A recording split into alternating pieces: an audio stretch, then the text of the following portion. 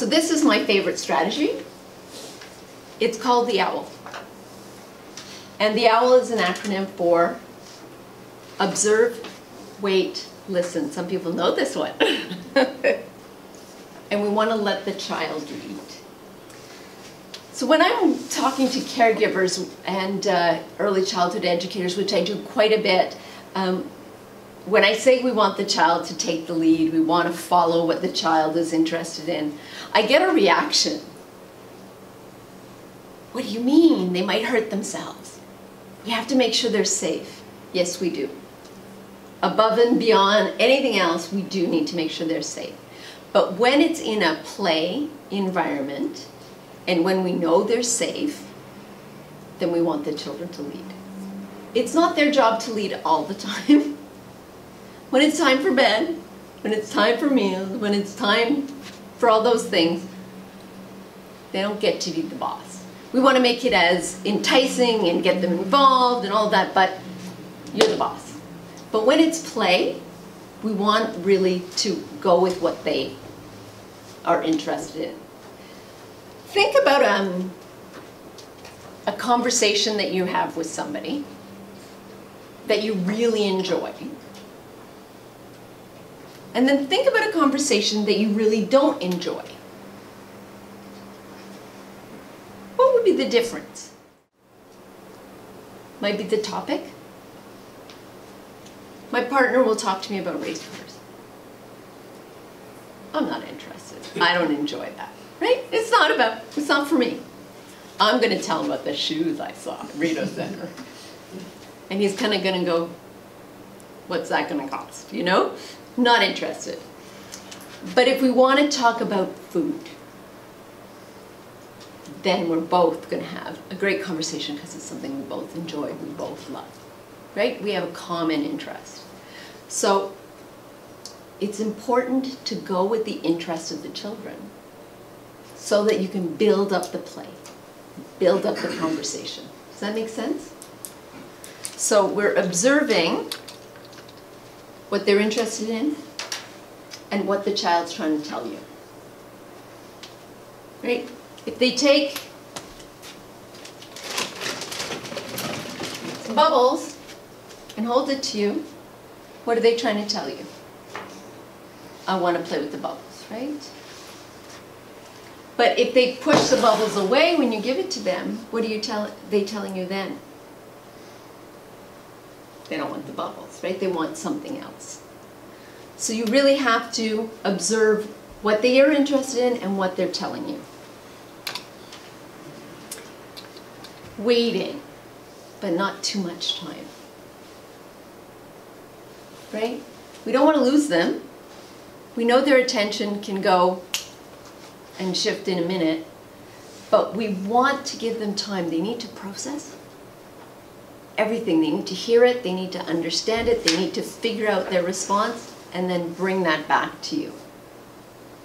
So we need to give them enough time. Does that make sense? So it might be counting to 5.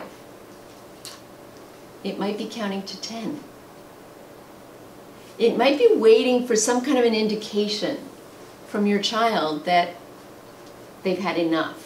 And you want to just catch them right before that. And listen. Listen for their message. Can babies give us messages? Sure.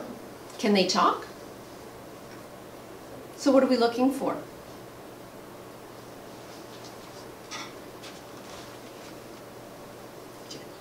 Maybe a facial expression, maybe a cry. Some babies will just kind of reach, or reach like this. They may get squirmy. All children will give us messages, regardless of their language level. And it's for you to listen for that message. The next thing I want you to do is make sure you're face to face. We have this tendency to read to children, put them on our laps, put the book in front of us, and read. Do we see what the children are doing? Do we see how they're reacting? It's really hard because we gotta scoot around. So try to be face to face. So the first thing is in the handouts, these came from the Hand and Center, and we talked about the face to face and the observe, wait, listen, but the flip side is the 4 S's. It's really simple to remember, but it's magic for when you're building communication.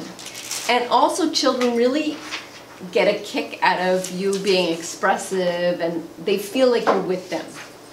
And so the first thing is actually to say less.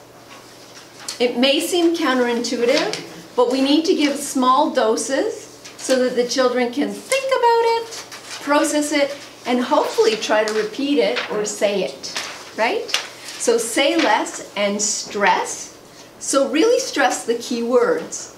Bubbles, more, blow, whatever you're targeting with your children, whatever you're working on, those are the words you're going to put more emphasis, you're going to use your voice. Go slow.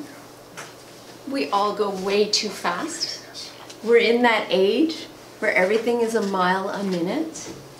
But if you can just take a deep breath and slow things down, it'll give your child more opportunity to be in the moment with you, and you'll feel better. And show. Use as many visual supports as you can.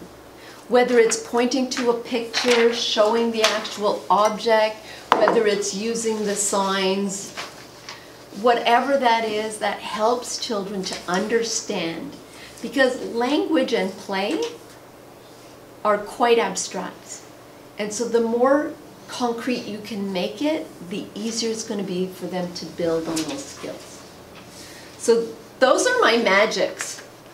Hannon has developed some great things, but the observe, wait, listen, to really know what they're interested in. Because sometimes we get it wrong. And to do the 4 S's. Say less, stress, go slow, and show.